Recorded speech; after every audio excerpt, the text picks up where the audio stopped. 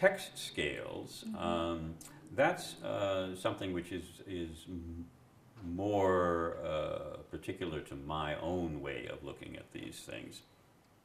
At the time that I came into trying to analyze discourse, and my initial interest was in analyzing the discourses of science classrooms, there was still a major debate as to whether there was some kind of grammatical organization above the sentence. And a lot of argument was over what counts as grammatical organization and what doesn't, and then the whole question of other kinds of organization of meaning above the level of the sentence. And today I think we all take it for granted that there's a lot of organization of meaning above the scale of the sentence. But what I wanted to know was what kinds of meaning can you make with longer texts that you cannot make with shorter texts? Because it seemed to me that this was really the fundamental question. And so I developed this notion of text scales, to ask, what kind of meaning, can you make with a long, complex sentence that you can't make with a single clause? What kinds of meanings can you make with a paragraph or a logical argument that you can't make with a single sentence? What kinds of meanings can you make with a novel that you can't make with a short story? What kinds of meanings can you make with a dissertation that you can't make with a 15-page article? What kinds of meanings can you make in an hour-long talk that you can't make in a 10-minute talk? And so forth. And I think we all recognize that there really are such distinctions of meaning. But what they are is not so obvious, but it's a productive question to ask about text scales.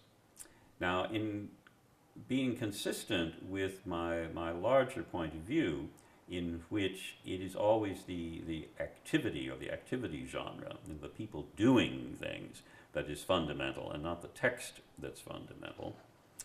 This translates into activity scales or time scales, as I more recently call it, in which the fundamental question is not just what kinds of meanings can you make over longer periods of activity than over shorter periods, but how do the meanings or the actions that you take over shorter time scales accumulate and integrate into the meanings that you make over the longer scales. And that has led to a very productive way of looking at things in terms of cross-scale relationships.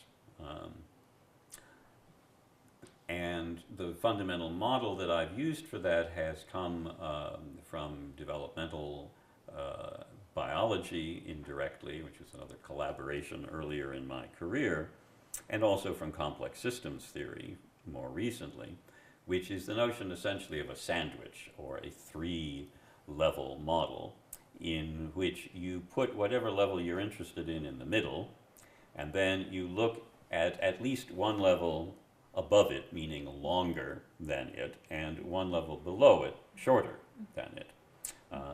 And in that way, the notion basically is that in general, the meanings that you make, or the actions and activities that typically take place at the level in focus, are themselves organizations out of the smaller activities or actions or units or words or sentences or utterances below, subject to the constraints and affordances of the longer term activities that are going on at the time.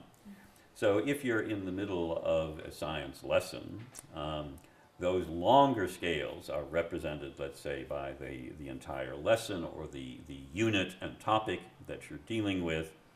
The shorter scale is represented, let's say, by the individual utterances, and the level in focus is typically the episode, is typically a series of interactions between students and teachers around a particular topic that achieves a particular aim or objective.